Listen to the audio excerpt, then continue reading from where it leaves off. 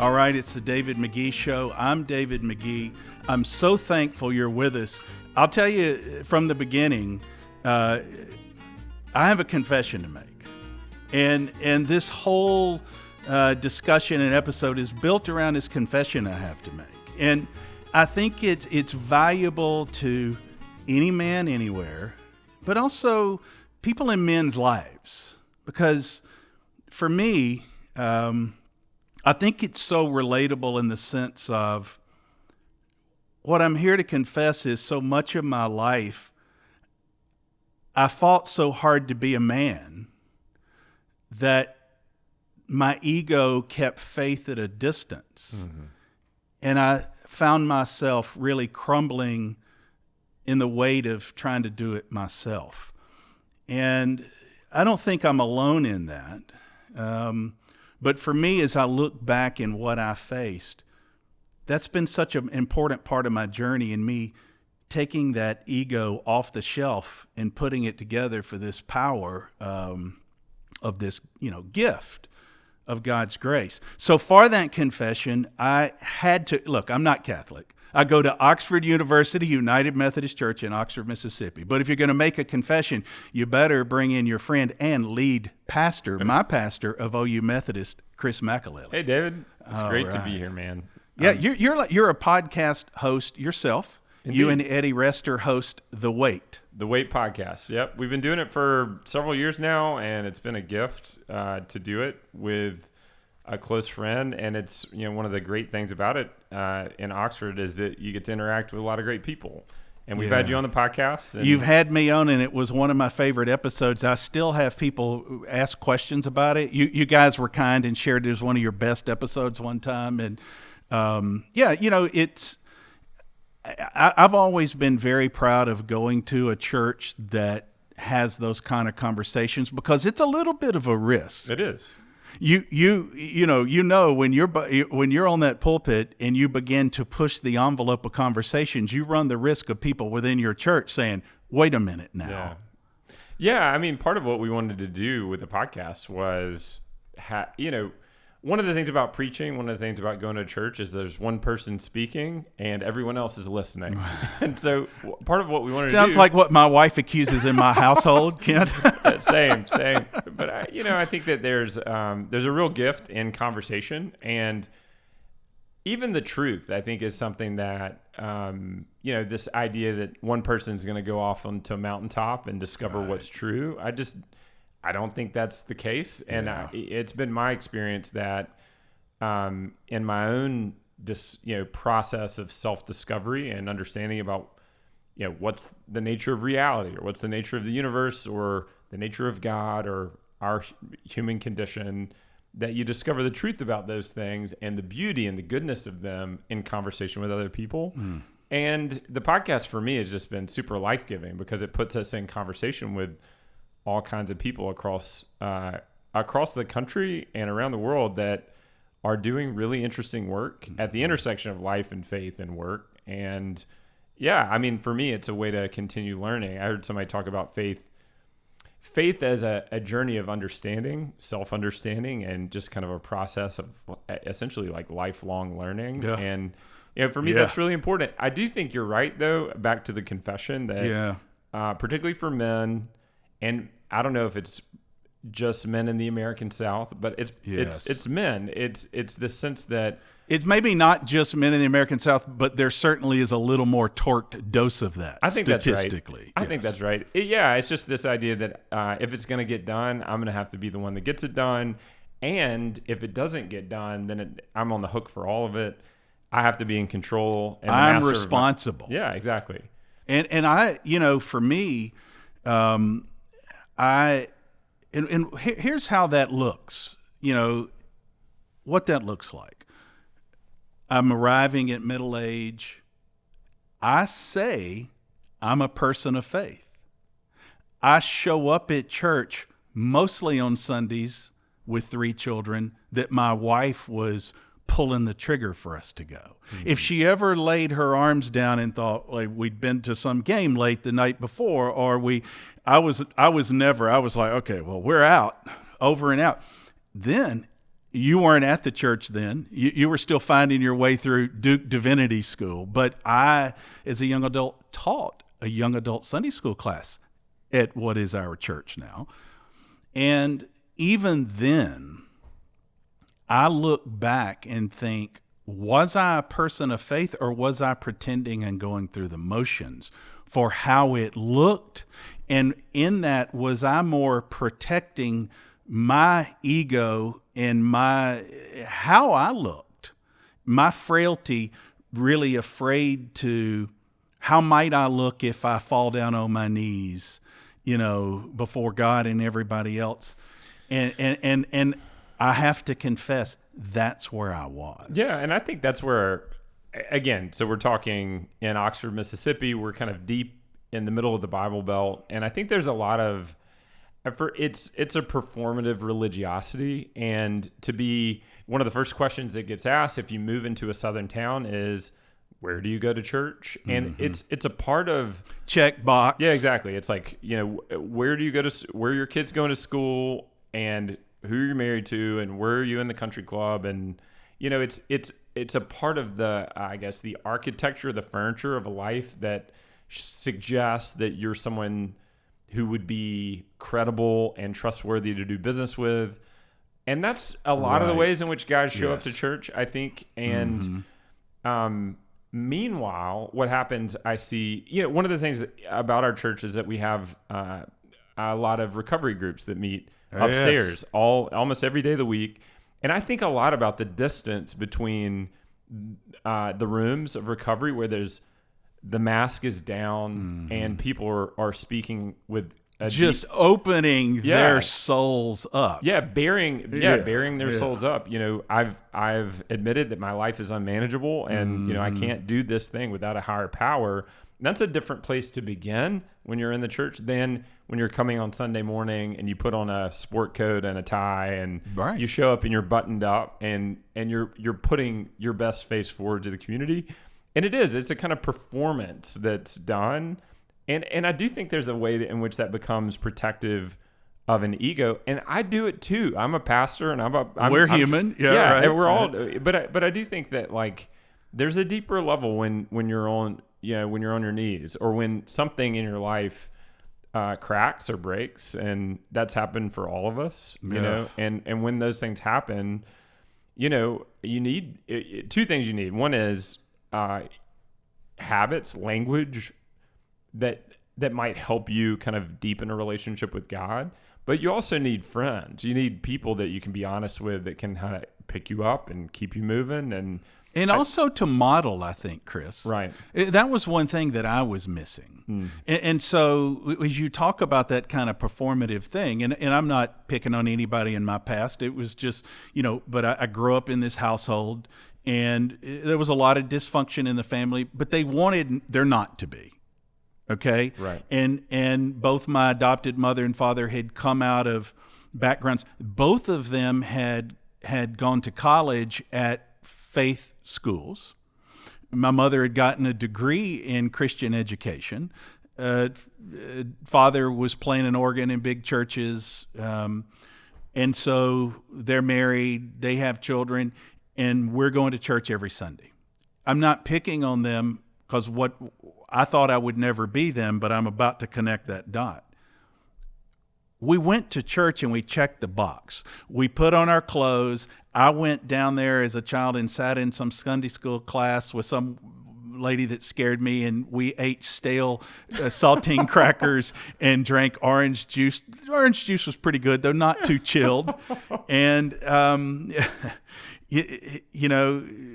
got in the big church and the big organ booming and some intensity in the pulpit, and I was a little scared.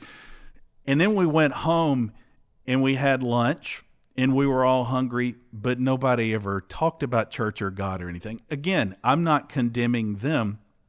We never spoke of God in the family. Right. Things got hard in the family, and then church became it disintegrated. It became this place, I think, for the family of embarrassment and shame rather than turning to. I said I would never do that. But then here I come, living in the same community, determined I will be different, My wife and I marry. We have 3 children. We marry in a church. I say I'm a person of faith. And I look back, Chris, and while I'm going through the levels of, okay, my wife says we're going this Sunday, so we go. Oh, I'm going to teach a young adult Sunday school class. And look, some days I did a pretty good job, and some days I didn't. But I never talked to my children about faith in God. And that doesn't mean preaching to them. I never shared my fears and vulnerabilities. Right. And I think that more than anything else is my confession. Mm-hmm. Because, Chris, when we look at the studies, like I needed to go find facts on this. Yeah. I needed to go find facts. Here's a few. In the family, if a father attends church regularly, according to a study, 44% of children will do the same as adults. Here's another one. Marital stability. Couples where the husband regularly participates in faith life are 35% less likely to divorce than those where he does not. Child well-being, number 3.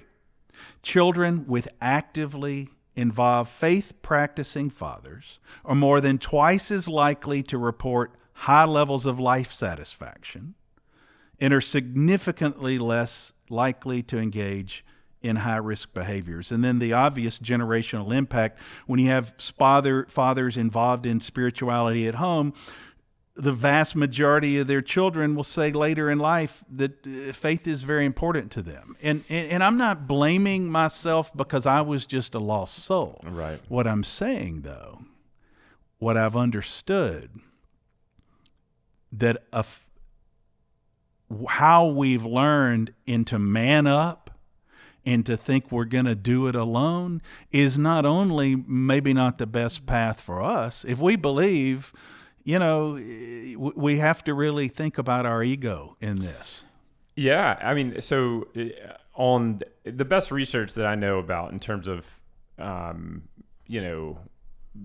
the faith of the next generation comes out of Notre Dame. There's this guy named Christian Smith that did this huge sociological study on youth and religion in American life. And essentially at the end of the day, it's not about the curriculum. It's not, it's all about, all these things that churches would do in terms of Christian education, which are important, but that's never the top line or the bottom line. No, the top line is always like, what do the parents do? And that's what you get, And 100%. You get what you are. And so I do think that there is you have to model. I mean, and this is something I'm saying this not as a person who's saying I do this well all the time. I understand. But, I can preach on Sunday, but the way I model behavior in the context of my family, and I have 3 kids. And so, as you're talking, I'm thinking like, I'm running through the own filter where am of I like, here? How am I doing in terms of, am I talking to my kids about faith at home? I think it's easier for me to talk to a room full of adults when I'm on stage than it is to just kind of navigate the vulnerability and even like the awkwardness of trying to talk to kids about subjects that I don't completely always understand myself. And so, I get it. I think the thing that I've learned is that you just have to have a go. Just you have to have a go. Just give it a shot. Just give it And I think that like your point's well taken, that have a go in terms of expressing vulnerability or just saying, I don't actually know the answer to the question.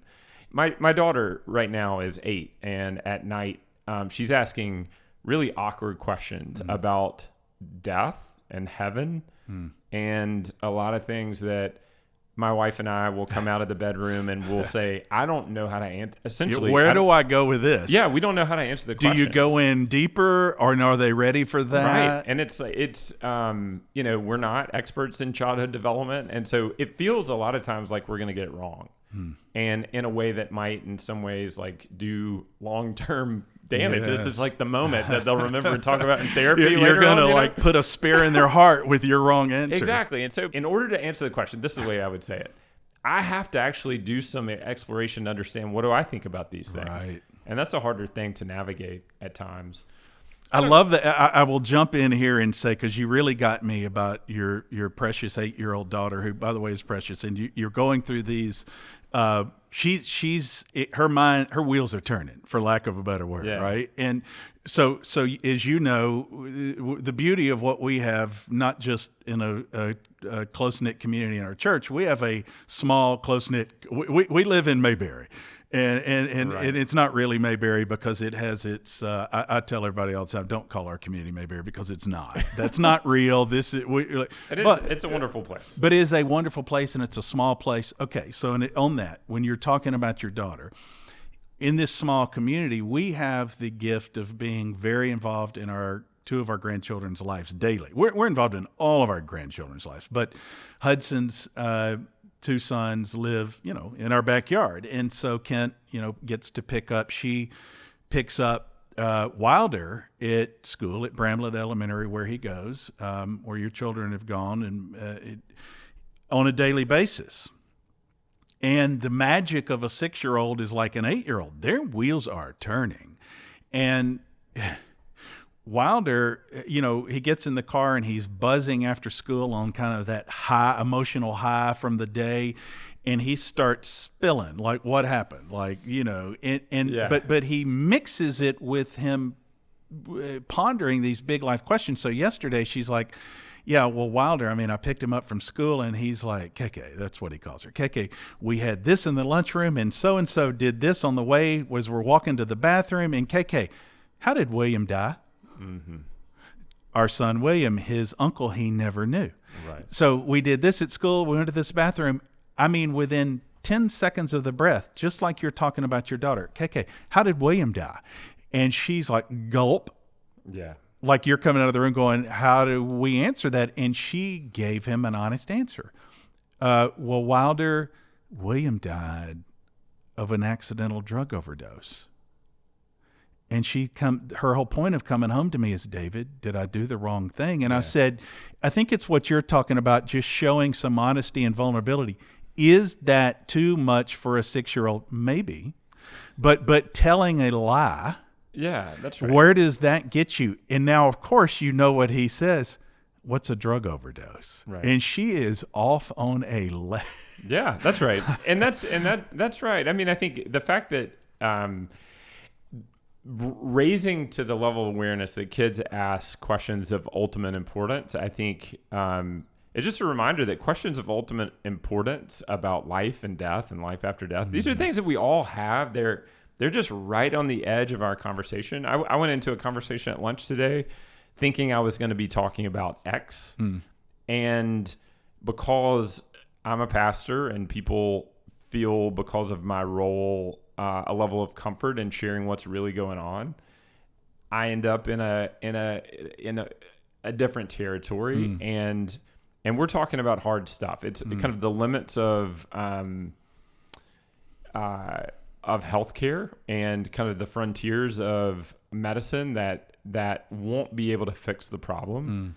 And so this is a senior adult couple, and they've been madly in love for a very long time, and they're having to face mortality. They're having to face the fact that their golden years may look a little bit different than they thought they were. What they thought. They had this, probably worked all their lives for this kind of thing they think they're moving toward. Right. And so then, pretty soon you get to anger with God. Yes. These questions of why? This is a good person. Like, this is a person that's done everything right up to this point. Why would this suffering happen? Why would this you pain leave us here? Exactly. And so I think that, like, most of us travel with these kind of questions.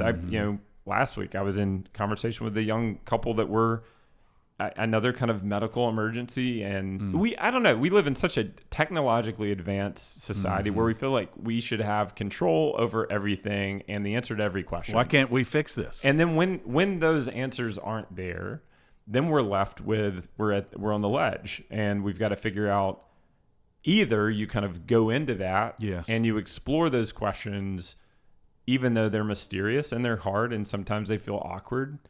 And we feel like we're back at the beginning where we're kids and we don't quite know how to navigate them.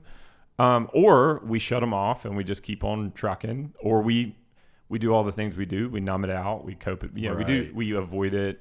All the different strategies that we have to navigate those moments. All the ones I used back in my confession time, and it didn't work for me. And I mean, frankly, for me, it's like I can preach a good game on Sunday, but by Tuesday, Wednesday, or Thursday, sometimes when there's no dinner, everybody's been running everywhere, and like, what are we gonna eat for dinner? And all the kids are arriving at home, and your wife's been driving somebody somewhere and trying to work, and it's just like we're tired. Yeah, that's right. You're just surviving. You're surviving. But I do think that to the extent that you give yourself time and space to really explore those questions and good conversation partners to do that with, right, you can reach a level of understanding that's deeper. You can, and it was so elusive to me, and I think it is.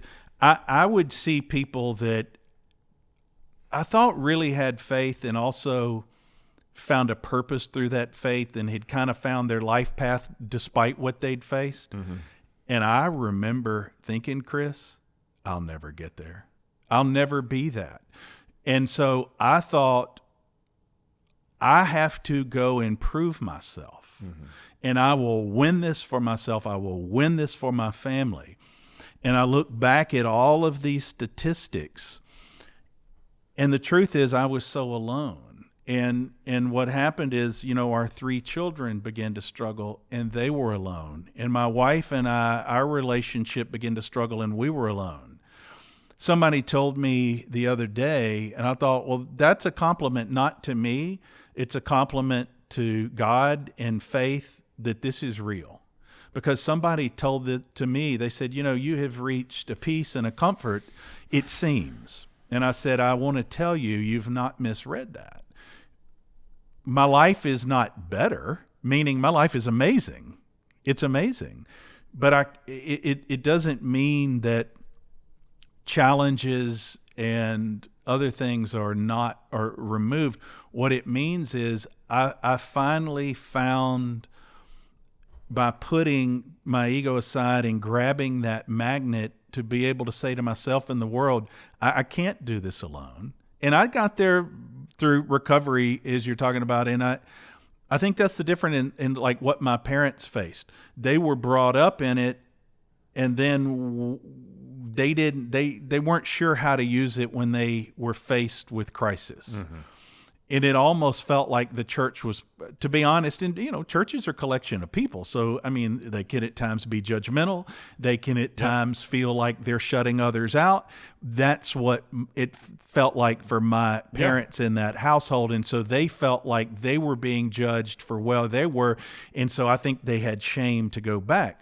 Yeah. So then I did the same thing. I stopped. By the time my children are in middle school, I'm feeling ashamed and embarrassed, and I couldn't confess what I'm able to confess now. Yeah, and I don't think churches often provide the space for people to be honest. Yes, I mean, right. I think again, this comes back to this kind of performative religiosity thing that people button up. Like our church being used now, let's be honest. Yeah. What happens, because I've been in them, in those recovery rooms, is stunning, and I can promise you that's the light. Yeah. I can guarantee you that building was built for that. Yeah, for sure. And so I do think that oftentimes I think about the level of honesty and vulnerability that happens in recovery spaces. What does it look like for the church to not just provide space for that, but to build bridges in both directions so that folks who are on a recovery journey and they get to the 11th step and they're trying to sustain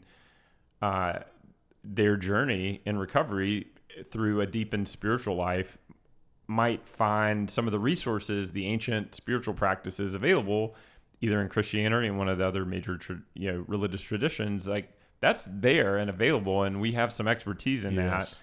And also, I think sometimes people sit in a church, in a sanctuary, and they listen, and then they go to brunch or whatever. They go to a Sunday school class, and they hear somebody talk at them. And there's not the space that's created for people to actually kind of explore, where am I? What am I afraid of? What do I actually desire?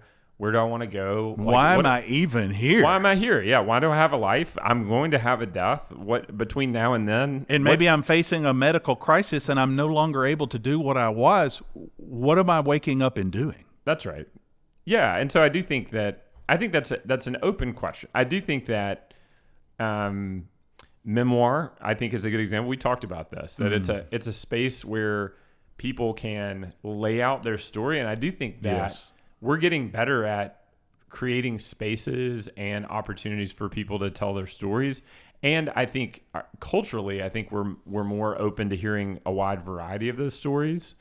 Not always in church culture, but in American culture, I think there's a wider acceptance of a range of different possible ways to have a life. Yes. I also think that, the acceptance, there's been a big shift in American culture from my parents' generation to my generation. And your father, by the way, was a preacher, and your grandfather, right? Yeah, that's right. Yeah. Of mental health resources, I just think that there's a lot more that we know about how human life can go off the rails. Yes, and that's right. And they're just tons and also of what we do know, Chris, is we know this is what I tell people. Like I will be, when this podcast airs, I will already have been to this large church, but I'll be in another large United Methodist church this weekend, and a lot of what I will do is talk about storytelling. So as you say, like, we understand now more of how it goes off the rails. We understand more about how it gets back on the rails. 100%. In your storytelling thing you're talking about, I kind of had chill bumps going on here, because I think that, so on that line, I remind people often that, I'm a lay mental health expert, but I've done enough work in this for years now. And I go to the research. The research says that in things around trauma and PTSD, it could be big T trauma, little t trauma, that personal storytelling, as you and I have talked about, you just mentioned, that personal storytelling is often the golden key that can unlock somebody's healing. Yep. Thus the reason we're doing this here, thus the reason for my confession. Yep. Okay. I think that as we look at different workshops for churches and everything, I'm so intrigued by this concept of churches helping people. Like, I've done this at writers' conferences a lot, and somebody will bring me down to the coast or something, and they'll have a writers' conference, and I'll go in and help them in the memoir section. Yep.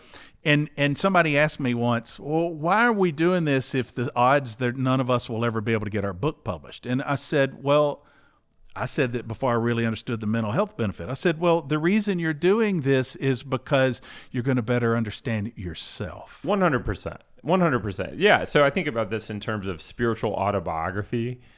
And, I have a friend who teaches preaching at Princeton, and her name's Kim Wagner. And Kim is an expert about preaching in the wake of trauma, either personal trauma or collective trauma. And she's written books on preaching. And one of the things she talks about, the name of the book is Fractured Ground. Okay. And so, what she contends is that from her understanding of trauma, both as she's experienced it in community and her own family, and then as she kind of has thought about deeply how to say something beautiful, good, and true in the wake of trauma, and that would be a simplistic understanding of what it means to preach, is to say something beautiful, good, and true. And she says, what trauma can do, hard things, negative things, like really difficult things, is that they fracture the story. And so what you have is the shards of a story that are just kind of all over the ground. So my buddy, a little bit over a year ago, his father died unexpectedly. And all of a sudden, we're in their family home and we're standing around the table, the dining room table. And what the family has done is they pulled out all the pictures. It's just the family pictures are now out on the table. And we're not telling a story, beginning to end. Here's how it began and here's how it ended. All we're doing is picking up one photograph, and we're looking at that photograph, and we're cherishing that little piece, that shard of the fractured story, and then we put it back down. And then we're all literally like walking around the living room table, and we pick up another. And they tell some really funny stories. Like, his mom and dad would go down to New Orleans, and they would drink, whatever kind of Busch Light beer on the way to some concert down in New Orleans, and we laugh, right? And then here's the story of the night that they met, and we just tell all those stories not as a narrative, because the narrative is fractured by the death. And so, like, part of the healing is, how do you then tell a story that has a beginning, a middle, and an end if you've experienced trauma? Yes. And I just think that that's the whole thing. And for me, it's not even, I do think that a lot can happen when a person can unlock their story. Oh. But I think something more can happen when you realize that your story is actually connected to a much larger story. It's actually all of it's connected. Yeah, exactly. Because you're able to then see the threads that weave together. Because I think your story's too small, right? Like if it's only about your story, you're at the center of the narrative. And I just think that that's not a big enough or most interesting enough story to live in. And you can feel, and ultimately when it's just about you, let's be honest, 100% of the time you will ultimately at some point feel like you're drowning. 100%. But because the alone human is a lonely human. 100%. So yeah, if everybody else is just a character in your story is too small. Yeah. But, I think one of the things that I get excited about is helping people imagine what it might look like to live in a larger story. And you do this as well. This is, part of what you do. Invite people to imagine that the story is, something that we're all kind of on this journey from brokenness to healing. And that's something that other people can be invited into. So I remember this time we went to Pickwick here at the end of the year. Pickwick is the lake that's like not far away from us on the Tennessee River. Yeah. It's beautiful, by the way. It's beautiful. It's not that beautiful. Well, not when you've been for around here. It's like a muddy catfish lake. It's not like a crystal clear lake. It's not like that. There are plenty of great lakes in Arkansas, Alabama, and beyond. There I've been to some really nice lakes. Well, even Smith Lake you can see way down, but Pickwick, no. It's closer to Sardis as far as the water clarity. That's exactly right. But we used to go there growing up, and we went back there. We had some family that were going to be there, and so we took my kids there. And when I was in high school, college probably, I remember I went up there with some friends, and it was one of those late nights, and we went out and we were swimming, late into the night. And I remember like swimming maybe like 500 yards out into the middle of the lake all by myself. It was a time in my life where I had no idea what I was doing with my life. Like I didn't know where I was going. I didn't really know who I was. I didn't have much orientation. I just had a ton of questions, and most of them were unanswered.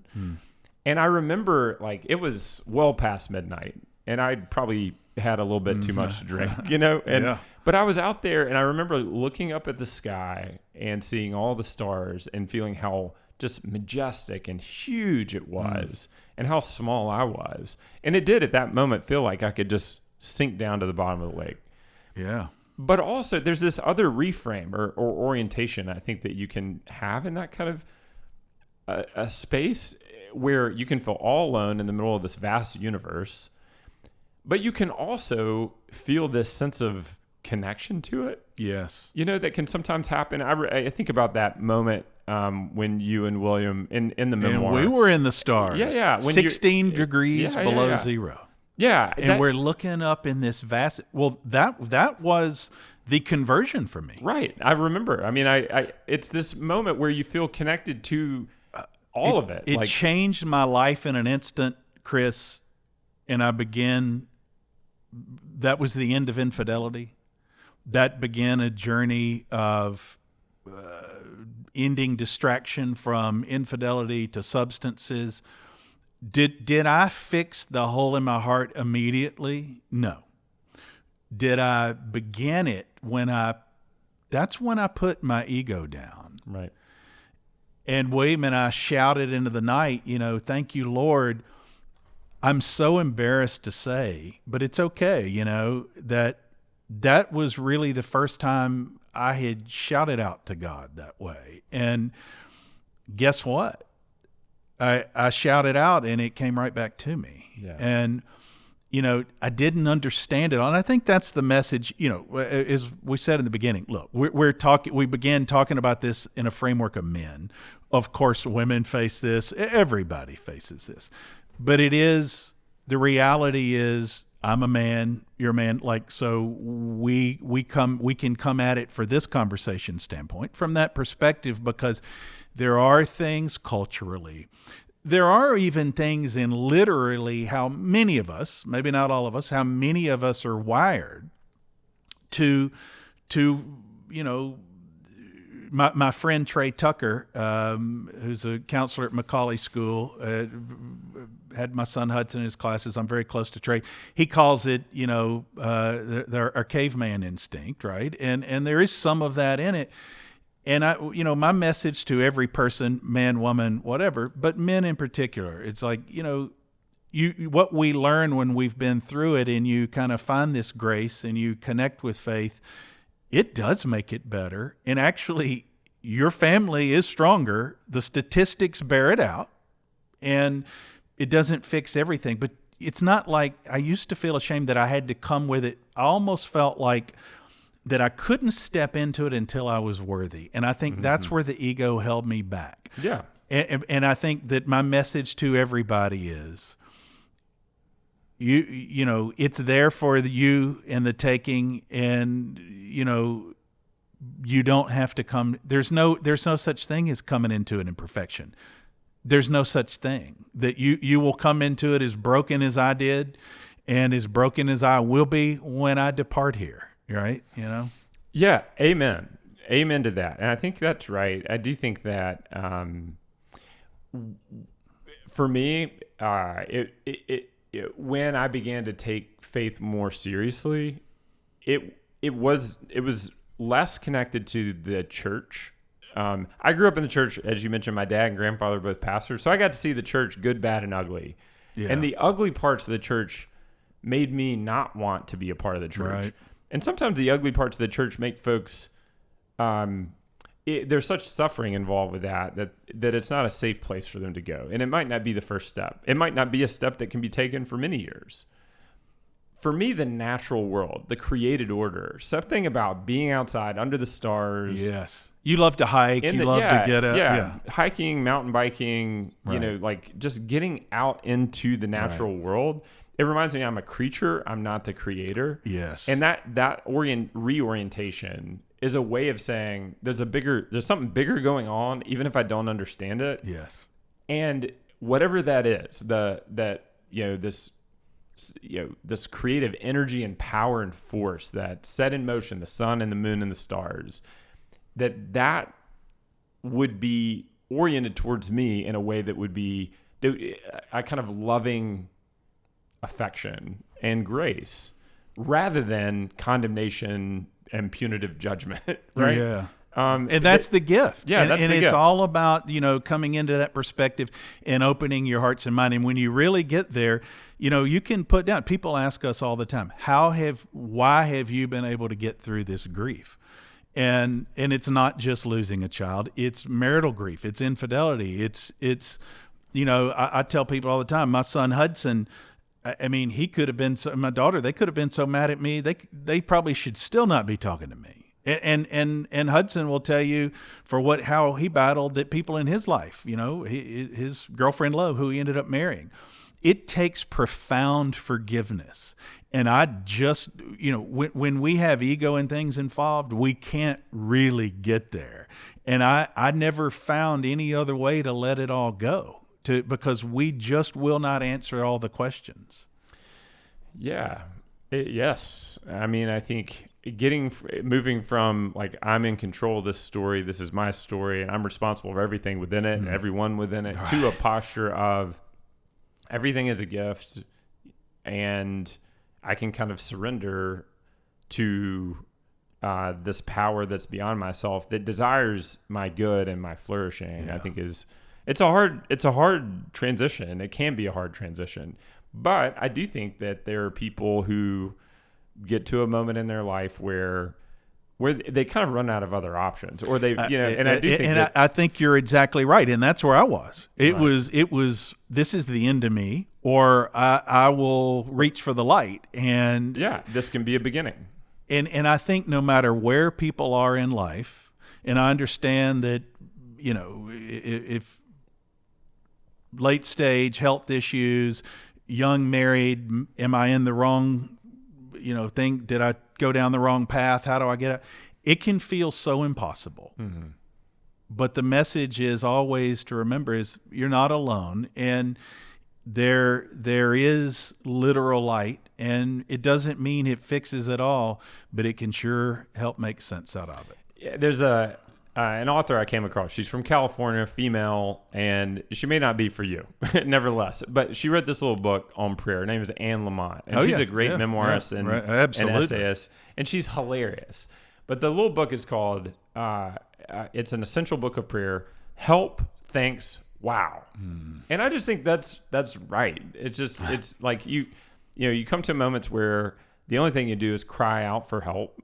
And that can be a beginning. Yeah. Gratitude can be a beginning. It can be a place to say, It's one of the greatest beginnings. I do too. I think it's a superpower. It is a superpower, because as soon as in the worst moment you can begin to unlock gratitude. And I think we'll just take it and end on that one. Yeah.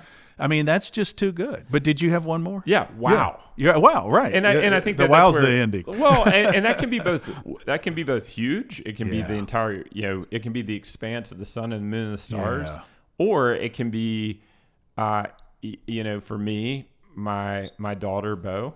It can be the preciousness of a new life, and just the opportunity and the possibility of her journey unfolding, or your grandchildren. Yeah. It's a kind of, and the beauty of unanswered questions. 100%.